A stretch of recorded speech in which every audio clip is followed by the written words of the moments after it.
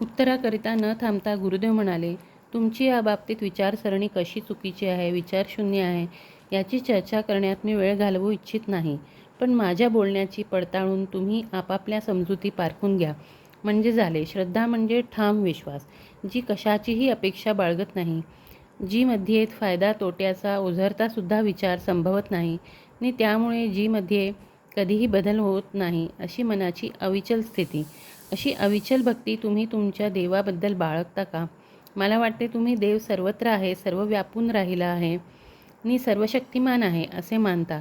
एवढेच नव्हे तर या म्हणण्यावर तुमची श्रद्धा आहे, विश्वास आहे. त्यामुळेच न्यायी, सत्याचाच त्राता, सृष्टांचे पालन करणारा आणि दुष्टांचे निर्दालन करणारा, तुमच्या इच्छा आकांक्षांची परिपूर्ती करणारा असा तो आहे, असे तुम्ही विश्वासाने धरून चालता. तसे असेल तर तुम्हाला मूर्तीपूजाही मान्य असता कामा नये. कारण ज्यांच्या त्या सच्चित घन परमेश्वरावर विश्वास आहे, श्रद्धा आहे, त्याने चैतन्य स्वरूप ईश्वराशिवाय इतर रूप धारण करण्याचे कारणही नाही. कारण त्यामध्ये अनन्य भक्ती नाही, श्रद्धेचे खरे मर्मच समजले नाही, असा त्याचा स्पष्ट अर्थ होतो. श्रद्धा उडाली असे म्हणावे तर मर्माघात केल्यासारखे होईल. कारण श्रद्धा ही कधीही नाहीशी होत नसते. तुम्हाला जर ईश्वर खऱ्या अर्थाने समजला असेल तर त्याच्या रागालोभाचा, रागावण्याचा, रुसण्याचा, त्याला संतोष देण्याघेण्याचा प्रश्नच उद्भवत नाही. हे स्पष्ट व्हायला अवघड पडू नये. त्याची स्तुती करणे, त्याला भोग चढवणे, त्याला नैवेद्य म्हणून लास देणे, बळी देणे, विशिष्ट प्रकाराने वा उपचाराने पूजा अर्चना करणे, विशिष्ट ठिकाणीच त्याला पाहणे, भेटणे, त्याची प्रार्थना करणे, या सर्व गोष्टी फोल ठरतात. यावरून हे स्पष्ट होते की देवभक्तीच्या नावाखाली तुम्ही जे जे करता व त्याबाबत जे जे बोलता, त्यामागे कुठलीही वैचारिक वा बुद्धीला पटणारी भूमिकाच नाही. म्हणून तुम्हाला माझे सांगणे आहे की तुम्ही या गोष्टींचा जंजाळात स्वतःला अडकवून घेऊ नका. तर आपल्या मानसिक हालचालींचा मागोवा वा कानोसा घेण्याच्या पद्धतशीर तीव्रतेने प्रयत्न करा. माझी खात्री आहे की त्यामुळे तुम्हाला सत्याचे दर्शन घडेल. फार कशाला तुमच्या प्रश्नांना मी दिलेली उत्तरेही या बाबतीत तुमच्या पुढील मार्ग स्पष्ट करतील असे सुद्धा मला वाटत नाही. तर उलट त्यामुळे तुमचा मानसिक गोंधळच होण्याचा संभव जास्त. कारण माझी उत्तरे तुम्हाला फक्त याबाबत जास्त माहिती पुरवू शकतात, अनुभव देऊ शकत नाही. जीवनात अत्यंत महत्त्वाची गोष्ट ही की ज्यामुळे सत्याचे दर्शन घडते किंवा आत्मसाक्षात्कार होतो, ती म्हणजे अनुभूती अथवा अनुभव. पाठोपाठ कुणीतरी दुसरा प्रश्न विचारेल असे मला वाटत होते. तोच त्या बागेच्या खालच्या बाजूला काहीतरी गडबड उडाली. एका मोठ्या झाडाच्या दिशेने नोकरवर्ग आरडाओरडा करीत धावत जात होता. काय झाले हे समजावून घेण्याकरता मी आणि चेट्टियार उभे राहून पाहू लागलो. गुरुदेव मात्र स्वस्थ आणि शांत होते आणि श्रोत्यांनी आपली जागा सोडू नये असे सांगत होते. नोकरांचा जमाच जमला होता. सर्व सभेचे लक्ष गेले होते. चौकशी करता कळले की एक मोठा साप बागेत आढळला आणि त्याच्या मागे नोकर धावले. एका झाडाच्या बुंद्यात जाऊन सापाने दडी मारली होती. नोकर व माळी यांच्यात त्या झाडाभोवती फेर धरून सापाला कसा मारायचा याचा बेत चालला होता आणि त्याप्रमाणे बंदुकीसह तो त्या जागी येत असलेलाही आम्ही पाहत होतो. तेवढ्यात गुरुदेवांनी स्पष्ट शब्दात चेट्टियारच्या मुलाला थांबवले व गरीब बिचाऱ्याला सर्पाला मारू नको म्हणून सुचवले.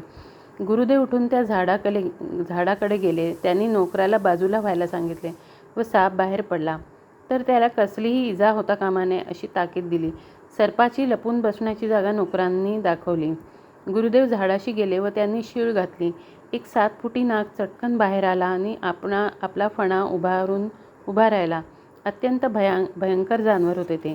त्याला पाहताच भीतीने प्रत्येकजण मागे सरला.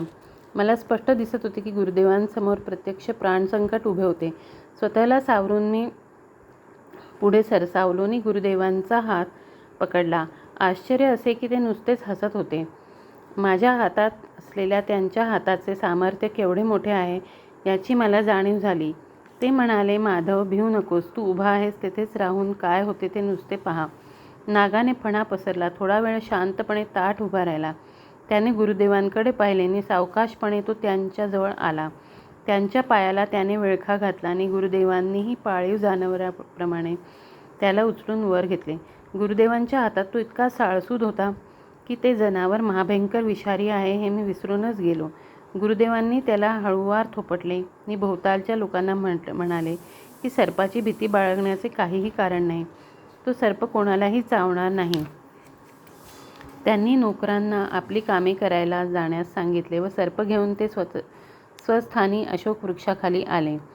आता या नागापासून कसलाही धोका नाही असे कितीही सांगितले तरी गुरुदेवांजवळ नाग असताना त्यांच्याजवळ जायला कुणीही धजावले नाही. नाग निघाल्याची बातमी तोपर्यंत घरात पोचली होती. तेव्हा चेट्टियार कुटुंबातील स्त्रियाही नाग पाहायला बागेत येऊन पोचल्या. गुरुदेवांनी सांगितल्याप्रमाणे दूध मागवण्यात आले आणि नागाला त्यांनी ते पाजले. प्राणघातक सर्प गुरुदेवांची खेळत होता. हे दृश्य प्रथमच पाहत असल्याने मी थक्क झालो होतो.